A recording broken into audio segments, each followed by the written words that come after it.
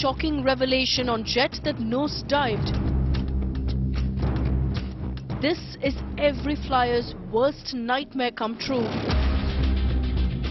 Jet at top speed plunged into the mountains.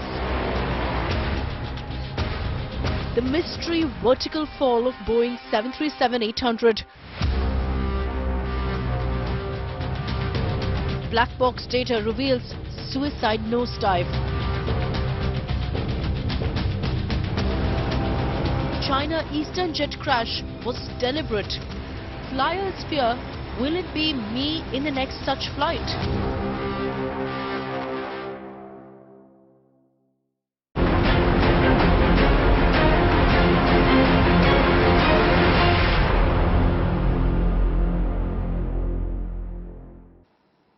Well, this is a story that has sent shockwaves across all flyers all over the world, because there are shocking details on the Boeing jet that has nosedived and killed over 130 flyers in China. According to sources, flight data from Boeing's black box has indicated that someone in the cockpit intentionally crashed the plane. The news has now convulsed the global aviation industry. Reports are suggesting that the investigators have not received any evidence of a technical malfunction so far.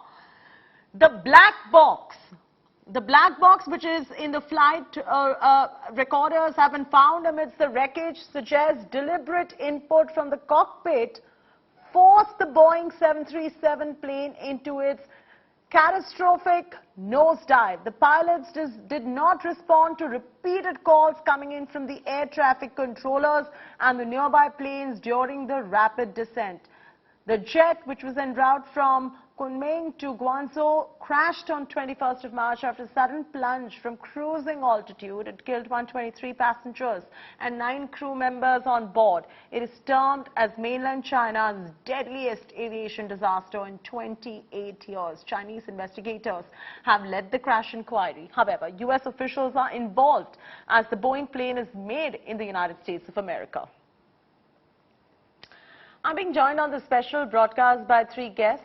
First up, we've got Wing Commander Anil Goyal. He's retired former Air Force pilot. Dr. Kapil Kakar, a psychologist, and Surjit Singh Panesar, aviation expert. Thank you so much, all of you, for joining us on this broadcast. Let me begin this with our first guest. My first question is about whether there can be a deliberate attempt or not. Is it even possible? Wing Commander Anil Goyal, if you could respond to that in terms of whether deliberately can a pilot do this? Okay, ma'am. First of all the commercial flying is done with 2 pilots in the flight deck. Okay. So one pilot, supposedly, maybe he's not mentally well or mentally sick. Okay. Let's assume that, and he tries to control the airplane and put aircraft in dive, while the other pilot is sitting and watching him do that is, I think, totally impossible situation. So that's why in a commercial airline there is always 2 sets of pilots who are equally qualified. One is a captain, another one is a co-pilot, who knows their duties and responsibilities very well, who have been tested for stress management, who have been tested for crew management, who has been tested for leadership qualities. No, but Wing Commander Anil Goyal saying that this is not possible, that it's a deliberate attempt. Absolutely, 100% is not possible. We've got instances from the past, whether it was 1997 December, Indonesia, Silkar Flight 185. A theory says that the pilot deliberately crashed the plane. In October 99 is when there was an Egyptian flight 990. The first officer deliberately crashed the plane into the Atlantic. November 13, you had another aircraft march for 2014 as well. So we've had instances like this before. So this doesn't really sound like a first-up incident. No, ma'am, it is not a first of its kind incident, but after every incident, the aviation industry has drawn lessons and we have moved ahead. Okay. Now, before any pilot is selected, he undergoes a lot of tests for operational flying. He undergoes routine conversion check. Before he is employed, he is tested for various attributes. He is carried out, a psychological assessment is carried out of the pilot. So the airlines have various stopgap measures today to prevent such an incident from happening. All right. I Plus, also want to bring in Surjit Singh. Surjit Singh, there was no emergency signal or communication before the crash, and that appears to be a very strange part. I mean, of course, we have Wing Commander Anil Goyal, who has said that this deliberately cannot be possible. But how do you explain then as to how there was no emergency signal or communication before the crash? Well, at the outset, we feel sorry for this crash where so many people died. But let me tell you one thing, it's the remotest case which we have heard, maybe 1 in 2 million and all. The one was in the Germany, one aircraft crash where the pilots intentionally, deliberately tried to crash. The one I heard was Malaysian airline, which dived into the sea, and they suspected the pilots had done. Today, there are so much of strains on the pilots, psychological strains, other strains and all that. Because of those strains, it stresses in the mind of a pilot. How these two pilots have reacted, whether the other pilot could overtake the other person trying to commit suicide or not, it has to be established, which is very difficult to find out whether it's an intentionally suicidal step or what else has happened.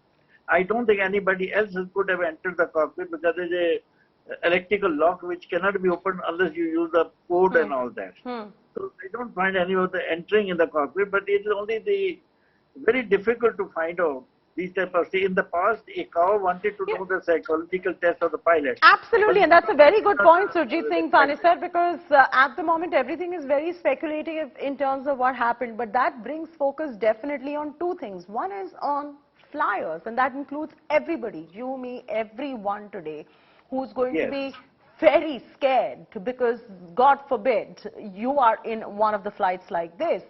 Second focus is, like you rightly mentioned, on the mental health of the pilots as well. Dr. Kapil Kakar, whether it is a burnout, whether it is depression amongst pilots, whether it is mental fitness, are companies being able to have these dialogues regularly with the pilots, take their feedback on their rosters, on the fact to assess whether they are burning out or not, whether they're going through any kind of mental illnesses?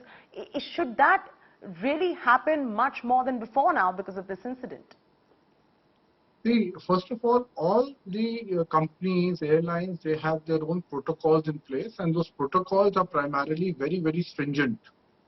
So it is not easy for something like this to happen. Now, coming to this case, whatever I have read, I have seen the hypothesis which comes out to be is apparently there is some kind of commotion which has happened in the cockpit. Now, we don't know whether the commotion happened between the two pilots or was there an outsider in the sense of friendly entry, in the sense somebody who would know them, and that is how it happened. Now, coming to the psychological part of it, a lot of the psychological testing, for example, the cognitive ability of the pilot. Now, what is the cognitive ability? It is the problem-solving ability. It is the spatial ability. It is the multitasking and the situational awareness, which is tested as part of the cognitive ability apart from psychomotor. Now, the question is, if you look at the multitasking and the situational awareness, somewhere here, the situational awareness has gone bad. The pilot was not able to understand what has happened, or there is some kind of he was overpowered in some manner wherein a person decided to nosedive. Otherwise, a pilot who has been flying, and I think this plane also they flew for some time before this eventuality occurred. Now the point is, how did this happen within span of few minutes? Now, what the black recorder is, what I have little understood is, what it says is that there was some kind of, like I said, commotion which happened. So when we talk about psychological testing, the only thing, the drawback I see apart from the protocol that I said is that normally the psychological testing does not happen frequently. So was there a gestation period in the psychological testing? That's the thing, Dr. Kapil, you've hit the nail on its head right there, which may, pilots regularly are tested for their physical fitness. Globally, my question here is, should companies now work towards enhancing the mental wellness of their cabin crew, of their pilots, take regular feedback on whether they're stressed out, whether they're burnt out, whether they're feeling any sense of anxiety, stress, leading to any kind of clinical depression or not. Should there not be a proper psychiatrist, psychologist, or a qualified mental health care practitioner looking Absolutely. after the mental health of these Absolutely. pilots? See, but more important than that, the mental health, it is the monitoring of that mental health. So one is that what are you doing so that you are creating that environment, what you can say a stress-free or anxiety-free environment is one thing, but on the other hand, how frequently are you taking these tests on the pilots, and how closely are you watching their personal life? Though I have read from the Chinese side also, they said the family life of these pilots were good, everything was in order. Now we really don't know, because at times the organizations also don't know what is happening in the backdrop. Yeah. What seems to be good all the time may not be good all the time. So like you rightly said, it is imperative for the organizations to start closely monitoring the And more pilots. than monitoring also, or perhaps have a counselor on board or somebody who they can talk to regularly Please understand, to help them with cognitive. Yeah. Even if you have a counselor, the pilot needs to take the initiative to come to the counselor and talk about his issues. Now what happens? The pilot does not come. So it is only through psychometric testing you can come to know the mental condition. And what you are saying is absolutely correct, but it's a second step to it. Okay. Yeah. No, very interesting. Dr. Kakar, hold on right there. I also want to bring in Wing Commander Anil Goyal as well. Wing Commander Anil Goyal, for steep dive, pilots have to disengage autopilot, and only pilots are qualified to override all the safety mechanisms. In this particular case, what do you see really happened over there, given the fact that you are not convinced about this being a deliberate attempt, as you said earlier?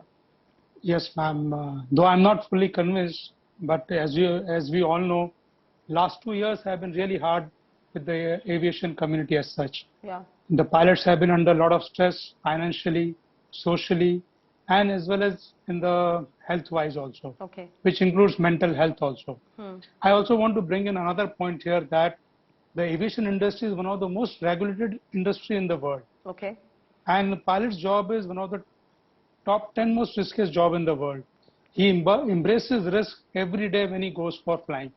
So it is a known fact that there are risks are involved, and the stress levels are high in the pilot's life.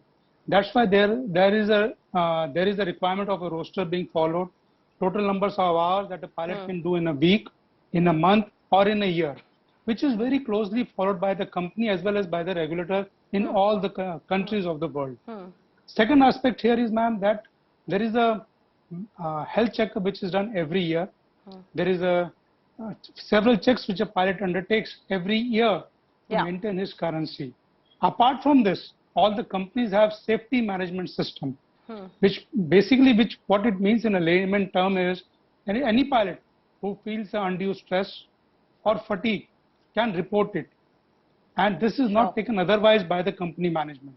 Whenever this is reported, he is provided all the possible assistance, not only by the doctors of the company, but if required, a psychological analyst, as well as by his peers. I am very sure all this is already existing in all the companies in the worldwide, ma'am. That's a requirement actually. Absolutely. To have a peer support group, which actually you are, like Mr. Kakar said, that you should be able to discuss your problems. Right. Whether you assess or not, but a pilot who is under stress or fatigue, or any flight crew member who feels under stress or is disturbed, should be able to disclose his problems. And Mr. Panesar, I also want to bring you in for the last word before we wrap up, Mr. Panesar. Everyone today is a little scared, if not too much, before boarding that particular flight after seeing the news of what really happened over here.